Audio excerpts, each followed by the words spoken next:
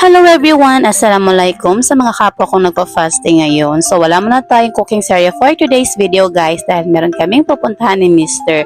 So sa Cotabato City nga pala yung punta namin ngayon guys. So kung napapansin nyo ay dito kami ngayon sa waiting shed area dahil nagpapalipas muna kami dito habang hindi pa tumitigil ang ulan. Tama po guys, umuulan po sa mga oras na yun kaya dito muna kami pansamantala. So heto na nga at fast forward guys, dumating na nga kami sa Cotabato City at hindi na nga pala ako nakapag-video. May kwento ko lang guys, nung nasa Dalikan pa lang kami medyo tumigil na yung ulan pero doon na kami nakapag-iftar dahil nga balak sana namin doon na kami mag-iftar sa kapatid niya. Kaso dahil nga sa umulan, hindi na kami umabot pa doon. So, doon na kami sa Dalikan pa nakapag-fasting. And thankful na rin guys dahil meron siyang kaibigan na taga doon. So, yun yung kinontak niya para doon muna kami magpalipas dahil medyo may ulan pa ng kaunti. So, naabutan na rin kami dyan ng iftar. So, yun na rin pala yung nagpakain sa amin.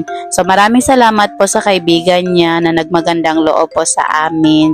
Shout out po sa iyo. So, hayun nga guys, balik nga pala tayo dito. So, kung napapansin nyo, naglalakad-lakad muna kami dyan ni Mr. Habang ako'y naglalakad, siya namin nag-video dahil sabi ko sa kanya, videohan niya ako kaya hindi naman kami makapag-picture dahil sa sobrang dami ng tao, marami rin nagpapapicture. So, yun nga guys, may kwento ko nga pala.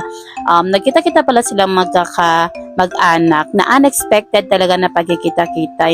Parang bang pinagplano kasi nung andun pa kami sa Dalikan, sabi ko sa kanya ay kontakin niya yung mga iba niyang kamag-anak. Sabi naman niya ay wag na lang daw kasi baka busy yung iba at iba naman baka tama rin nga lang.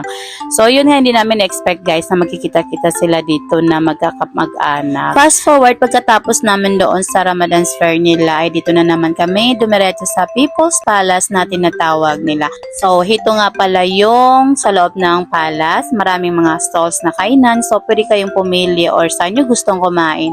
Meron din nagtitinda or nagbebenta ng mukna to para sa mga lalaki at meron din silang photo booth doon. Hindi ko na rin napag-videoan dahil medyo nabisihan dahil yun nga napahaba rin yung kwento. Pagkatapos noon ay eto at nagbalak na kaming umuwi dahil naghahating gabi na rin ng mga oras na yun. Nasa 12:30 kung di ako nagkakamali. So naglalakad lang kami dyan dahil medyo may kalayuan nga yung highway. So hanggang dito na lang for the mini vlog. Maraming salamat sa panonood. Bye!